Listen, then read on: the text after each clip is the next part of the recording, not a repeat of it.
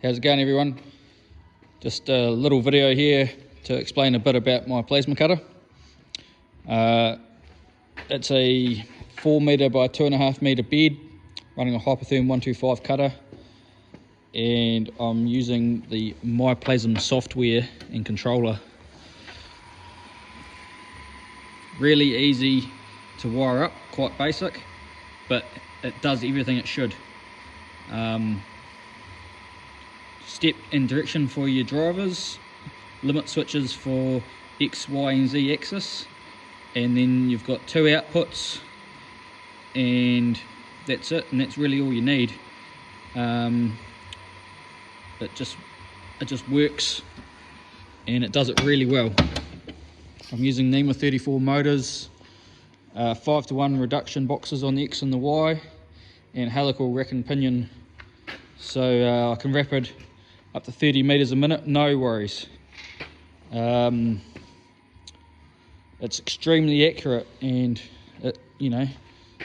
I've used a few machines before, and this is by far the fastest and most accurate machine that I've used.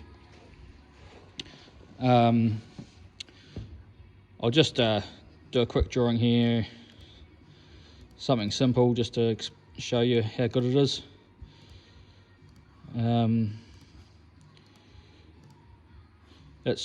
It's just extremely fast and like versatile, so I can draw something in a matter of seconds. If I can get my mouse to work. And we can be cutting. So what have we got there? A bit of a circle, some cutouts in it. I'll just export that, call it test.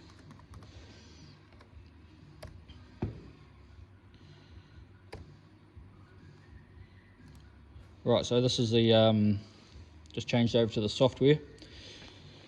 Just something I've cut earlier today. That was a flogging spanner for undoing a hydraulic ram. Up here is where we go to import the files. Over this side is the settings, configuration, etc. So this is the import screen here. Here's our little test file here. One click on the input file brings one in. Right click on there puts one above it. Left click on that one adds one there, etc. Anyway, only want one, so just do that. You can rotate it using these keys. You can right click as a little bit of a rotate, so it's really good. You can change your offset, which is your kerf width, and your lead in, lead out length. To shift that, you can just right click anywhere you want that lead out to and lead in to be. Generally it's positioned just fine, so that's fine like that. Right, here you can save all your cut speeds depending on what what you're cutting, what thickness, what power level. So 3mm 65 amp is what we're just going to do at the moment. So now all we've got to do is drive the torch over to the material just to reference it. If you hold shift and then any of the arrow keys, it runs at your rapid speeds.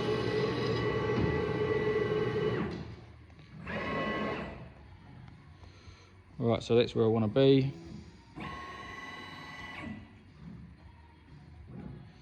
Right, so that's the corner of my project. So I want the torch to be here. And to do that, I just click that bottom left corner arrow. And as you can see, that's shifted it, my orientation. Now to set the Z height, you can either do it manually or you can press F7, which will use the Ohmic sensing to go down and actually set that height for you. So that's gone down, it's used the Ohmic to reference it, and now the height is set 3.8mm, 3.8mm. So from here we can just press play and it will cut.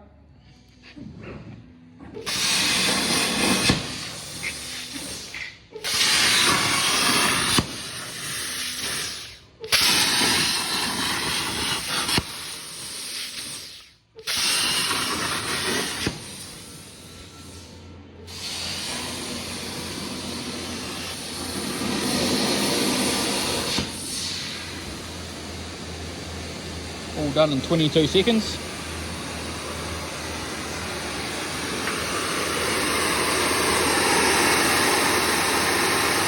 There.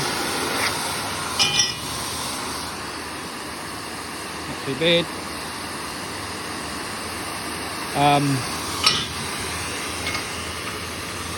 Yeah, no complaints. Go and buy one.